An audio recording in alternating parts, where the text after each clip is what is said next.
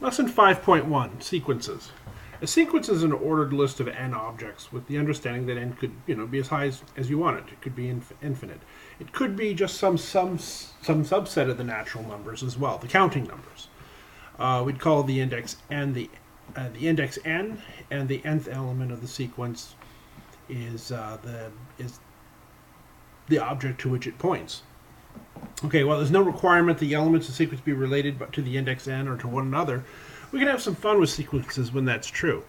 We're going to study two different types, and then I'm going to show you one more. Okay, just for fun. Arithmetic sequences. These sequences have a common difference, C sub d. So if you take an element of the sequence and you subtract from it the previous element, you're going to get some common difference. Okay, so the nth element of the sequence is the previous one plus CD. Your common difference. Geometric sequences. These sequences have a common ratio, f. F is the ratio of the nth element of the sequence divided by the previous element of the sequence. So this is the n minus 1. So if a sub n, where n is like 5, so a sub n minus 1 is 4. So the common ratio would be the fifth element divided by the fourth element. Okay, so where this is true, that's a geometric sequence. The nth element of a geometric sequence is the previous element times that common ratio. Other sequences. This one's just for fun, but it's one of my favorites. It's the Fibonacci sequence. First few elements are 1, 1, 2, 3, 5, 8, 13, 21, and it just keeps on going. And you might ask yourself, oh my goodness, how are these possibly related? Okay, the nth element is the sum of the previous two elements. So you can see that we have to start out with 1, 1, but once we have two elements, we can generate all the rest. 1 plus 1 is 2. And then we take a look at the next element. So 1 plus 2 is 3, 2 plus 3 is 5, 3 plus 5 is 8, and so on and so forth.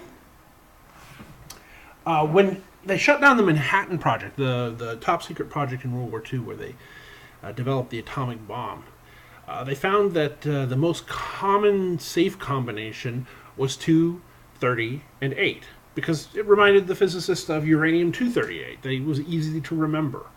Okay, not very good for security, but good for being able to find your stuff when you had to lock everything up every night. And physicists can be a little forgetful. Okay, so the second most common was 11, 23, 58. Or these are the first 6 digits of the aforementioned sequence. Apparently both were easy to remember. Okay, so let's look at an example. We're going to find the first 4 terms of a sequence defined when its nth element, a sub n, is equal to n divided by n minus 1. For, this is a little complication, for n greater than or equal to 2. Now that tells you what n you can actually put in there. Normally we just assume it starts with 1 and goes on for as long as you want. But we can modify that and just say, hey, we're going to start with n. n equals 2 and then 3, 4, 5. Okay, so starting with n equals 2. A sub 2 is equal to 2 over 2 minus 1. Well, that's just 2. A sub 3 is 3 over 3 minus 1, or 3 halves. A sub 4, the fourth element, is 4 over 3. And the fifth element, or actually the a sub 5, which is actually the fourth element, because you started with n equals 2, is 5/4. I like this one because it's very similar to another function, a function over the real numbers. To find out the real numbers, f of x is equal to x over x minus 1. Okay, that one's defined for not for all the real numbers rather than just integer values.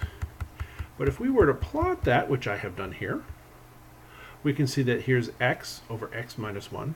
Now this is, like I said, this is all defined for all real numbers and even for some of the negative numbers. So we're starting here with n equals 2. Okay, and what happens is that where n equals 2, we get 2, n equals 3, we get something less than 2, and it asymptotically approaches 1. And I went ahead and I added in the function y equals 1, the constant function, so that we could see that it approaches 1 without actually ever touching.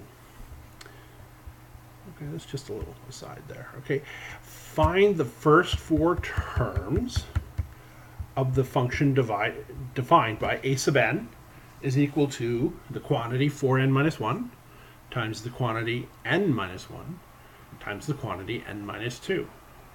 Now, I like this one. This is interesting because when we define the first term, n minus 1, okay, so n minus 1 here, when we plug 1 in there, we get a 0. So this product is 0. So in your sequence, as you're calculating the sequence out, you could add in a 0 any place you want by adding in this one of these. Like, what if the sequence were just 4n minus 1?